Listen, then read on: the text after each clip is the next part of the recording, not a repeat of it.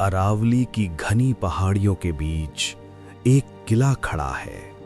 टूटी दीवारें, बिखरे पत्थर और सदियों पुरानी धूल से ढका इतिहास।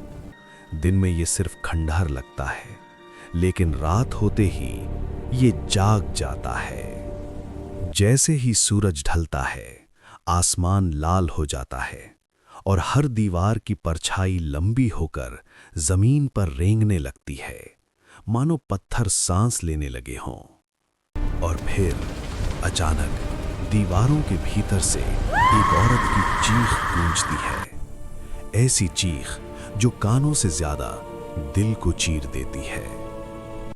कहते हैं ये चीख राजकुमारी रत्नावती की है, जिसकी सुंदरता चांद को भी शर्मिंदा कर दे। पर हर खूबसूरती अपने साथ एक साया भी लाती है, और वो साया था सिंघिया नाम का तांत्रिक, जिसकी आंखों में मोहब्बत नहीं, पागलपन जलता था।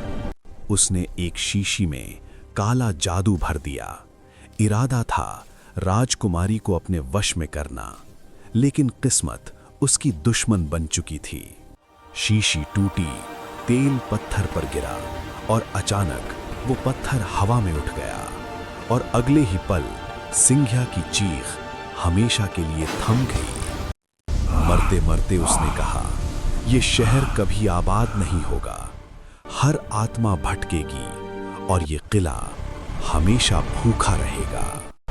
श्राप के कुछ ही समय बाद तलवारों की टकराहट गूंजी, खून से रंगी दीवारें और चीखों से भर गया किला। राजकुमारी भी उसी रात इतिहास बन गई। श्राप के बाद भी एक राजा ने हिम्मत की, माधव सिंह, जिसने सोचा वो इस उजड़े शहर को फिर से बसाएगा। उसे क्या पता था कि श्राप अभी खत्म नहीं हुआ। योगी बालानाथ ने चेतावनी दी, किला बना लो, पर इतना ऊंचा नहीं कि उसका साया मेरे आश्रम पर पड़े, वरना श्राप लौटेगा और इस बार और भी भयानक होगा।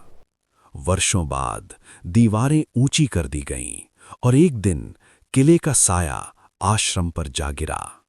उसी पल हवा ठंडी हो गई, लोग बीमार पड़ने लगे, पानी सूख गया, खेत बंजर हो गए और मौत हर घर का रास्ता जानने लगी। सन 1783, चालीसा अकाल, 4 साल तक बारिश नहीं हुई और भानगढ़ पूरी तरह वीरान हो गया। बस बच गईं ये दीवारें। आज दिन में यहाँ पर्यटक आते हैं, तस्वीरें खिंचवाते हैं और गाइड से कहानियाँ सुनते हैं। सब कुछ सामान्य लगता है, बहुत सामान्य, पर जैसे ही सूरज ढलता है, ये बोर्ड याद दिलाता है, सूर्यास्त के बाद प्रवेश वर्जित है। सरकारी नियम या किसी अनकहे डर की चेतावनी। कई जांच टीमें यहां आईं, नाइट विजन कैमरे, ईएमएफ मीटर, रिकॉर्डिंग डिवाइस, पर अक्सर कैमरा अपने आप बंद हो जाता है और स्क्रीन पर बस स्टैटिक बजती है। जब हवा इन खाली हॉल्स से गुजरती है तो एक गूंज पैदा होती है, जैसे कोई आपके ठीक पीछे आपका नाम ले रहा हो। और कभी-कभी रात के गहरे सन्नाटे में एक आकृति दिखाई देती है, जो पास नहीं आती, बस देखती रहती है, जैसे इंतजार कर रही हो अगले कदम का। इस बार कुछ लोग डरने नहीं, सच्चाई खोजने आए थे।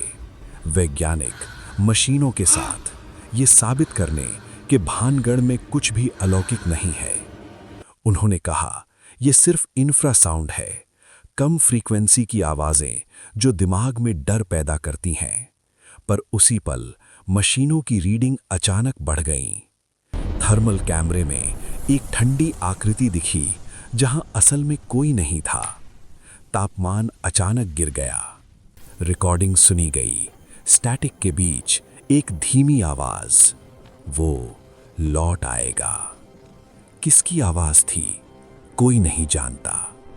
पुराने बाजार की गलियों में मानो लोग अब भी चलते हों, परछाइयां गुजरती हैं और अगले ही पल गायब हो जाती हैं। राजमहल के सबसे ऊंचे हॉल में कहा जाता है वो अब भी खड़ी है, राजकुमारी रत्नावती अपने अधूरे भाग्य के साथ। और कभी-कभी उसके पीछे सिंघिया की काली छाया उभरती है, मानो श्राप अभी भी टूटा नहीं।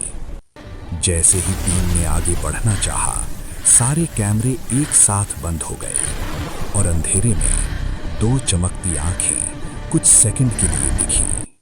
सुबह हुई, सब कुछ सामान्य था, मशीनें ठीक, दीवारें शांत, मानो रात कभी हुई ही नहीं।